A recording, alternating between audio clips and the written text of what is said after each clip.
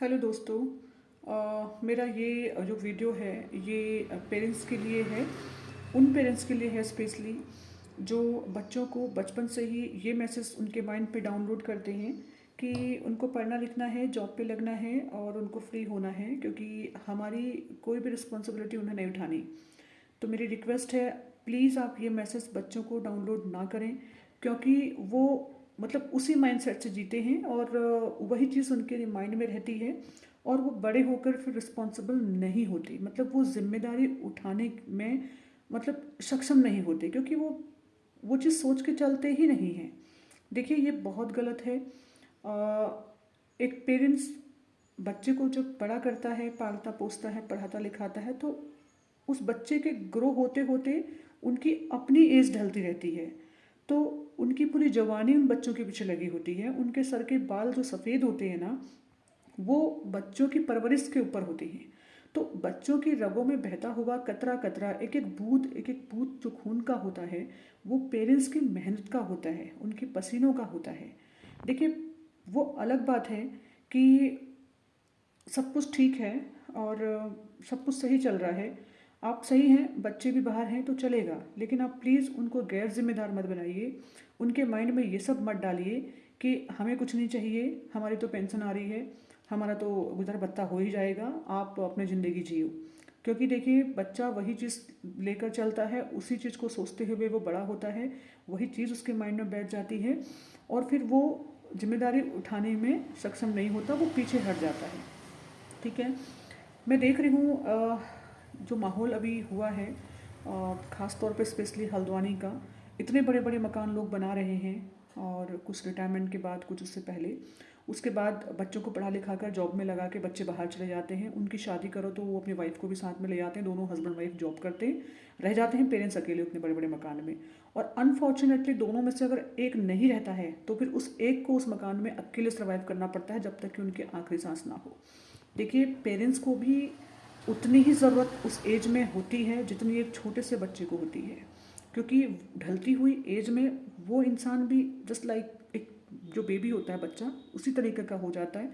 जैसे बच्चा अच्छे से बोल नहीं पाता, पेरेंट्स भी कभी कभी एक एज होने के बाद ढंग से नहीं बात कर पाते, उनकी याददाश्त भी कमज़ोर हो जाती है, उनकी सोचने समझने की शक्ति कम हो जाती है।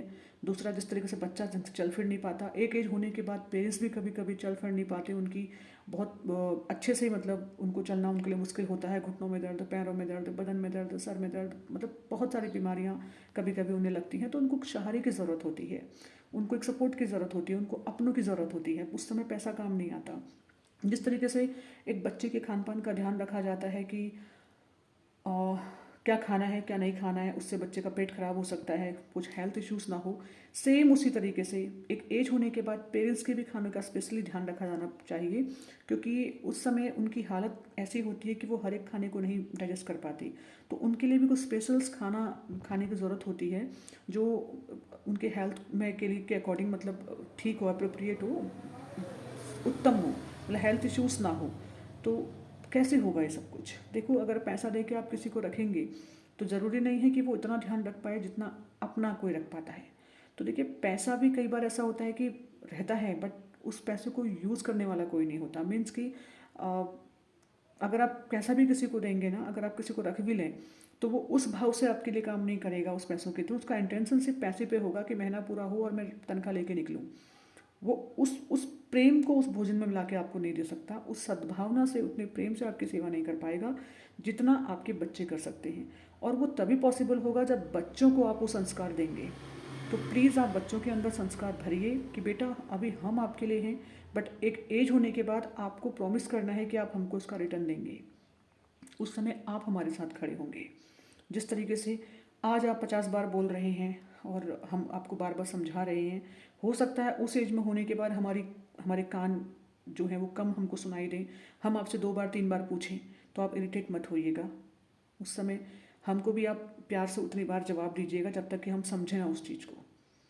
तो देखिए, कहीं ना कहीं मुझे लगता है कि हम एजुकेशन सेलेक्ट करते हैं, चूज़ करते हैं, बेस्ट टू बेस्ट स्कूल भी अपने बच्चों को देते हैं, बट हम संस्कार देने में कमी कर रहे हैं।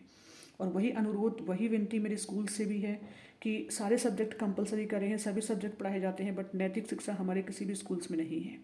तो कृपया कृपया करके प्लीज़ अगर आप लोग मेरी बातों से शेयर हैं तो इसको लाइक करिए, ताकि मुझे पता चले कि मेरे साथ इतने लोग खड़े हैं या वो मेरी बातों से सहमत हैं। और इसको शेयर करिए ताकि लोगों तक पहुँचे और लोग मेरे साथ खड़े रहें। और नैतिक शिक्षा का जो सब्जेक्ट मैं चाहती हूँ स्कूल्स में हो, प्लीज़ वहाँ पर को मतलब स्कूल्स में ये सब्जेक्ट कंपलसरी हो, ताकि बच्चों में नैतिकता की भावना आए, लोगों में आपसी प्रेम की भावना आए, सद्भावना का भाव आए, एक दूसरे के साथ में लोग खड़े रहें। अभी क्या हो रहा है, अभी लोग सेल्फिश हो गए हैं। छोटे छोटे बच्चे भी सिर्फ अपने बारे में सोचते हैं, दूसरों के बारे में किसी को नहीं होता। कोई अगर दुख में है, दर्द में है, लोग देखते हैं और पलट कर चल जाते हैं। देखिए, ऑलरेडी अभी इतना कुछ दुनिया में चल रहा है, अगर ये चीज़ बढ़ती रही ना तो जो चीज़ हमने देखी वो हमारे बच्चों ने नहीं देखी, और जो हमारे बच्चे देख रहे हैं वो उनके बच्चे बिल्कुल भी नहीं देख पाएंगे। और घोर कलयुग कलयुग कलयुग बेहिसाब कलयुग आ जाएगा। तो हमको क्या है, सृष्टि का सृजन करना है, मीन्स कि हमको थोड़ा बदलाव लाना है। कलयुग का अंत ऐसे ही नहीं होगा, सत्युग ऐसे ही नहीं आएगा, हमको शुरुआत करनी पड़ेगी और वो खुद से होगी। तो प्लीज़ मेरी रिक्वेस्ट है आप लोगों से, पहल हमें खुद से करनी है। सबसे पहले हम एजुकेशन और स्कूल्स के साथ में बच्चों को संस्कार देना शुरू करें, अच्छी बातें उनको सिखाएं, उनको संस्कार दें। जो ज्वेलसी है, जो जलन की भावना है, उसको पहचानें और बच्चों को समझाएं कि ये सब गलत है, प्लीज़। और इससे ज़्यादा मैं क्या कहूँ, ये मेरा अपना पर्सनल एक्सपीरियंस है और मुझे बहुत बुरा लगता है। प्लीज़ दोस्तों, हमें सही मैसेज समाज में लाना है। अभी सोशल मीडिया में आप देखते होंगे इतनी गंदी गंदी वीडियोस आती हैं कि हम उसको नहीं देख पाते, लेकिन दुनिया उसको लाइक करती है, फॉलो करती है, कमेंट करती है, क्योंकि उनकी सोच वैसी हो चुकी है, उनको संस्कार ही वैसे मिले हैं, उनको अच्छे संस्कार डेवलप हो ही नहीं पाए। उनकी आत्मा की शक्ति इतनी घट चुकी है, वो इतने घटिया हो चुके हैं कि वो वही वीडियोस लाइक करते हैं। और औरतें, मतलब आज अगर एक करें तो कल के दिन दो औरतें सामने आती हैं जो अपने आप को नंगा करने में भी शर्माती नहीं। वो एक व्यूज़ को कलेक्ट करने में मतलब पूरे कपड़े उतार देती हैं, जो कभी होना नहीं चाहिए। देखिए, ईश्वर ने जब स्त्री और पुरुष बनाए थे तो स्त्री को कुछ स्पेशल बनाया था, उसको सादगी और सुंदरता के साथ संवारा था। जो कपड़े पहनकर जो सादगी, जो सुंदरता झलकती है ना, वो नंगेपन में नहीं झलकती। मैं जानती हूँ कि कुछ लोगों को शायद मेरी वीडियोस, मेरे विचार पसंद नहीं आएंगे। आपसे रिक्वेस्ट है कि मेरी बातों का पर प्लीज़ अदरवाइज मत लीजिएगा, तर्क वितर्क मत करिएगा। मैं क्या कहना चाहती हूँ प्लीज़ उस चीज़ को समझिएगा। मैं सिर्फ इतना ही कहना चाहती हूँ कि एजुकेशन के साथ साथ, पढ़ाई के साथ साथ, बच्चों को परवरिश देने के साथ साथ हम उनको संस्कार अच्छे दें। Thank you so much.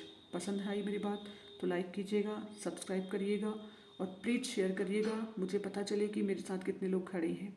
मैंने इससे पहले किसी वीडियो में रिक्वेस्ट नहीं करी थी, बट मैं इसमें रिक्वेस्ट कर रही हूँ। प्लीज़ दोस्तों, thank you so much. Have a nice day.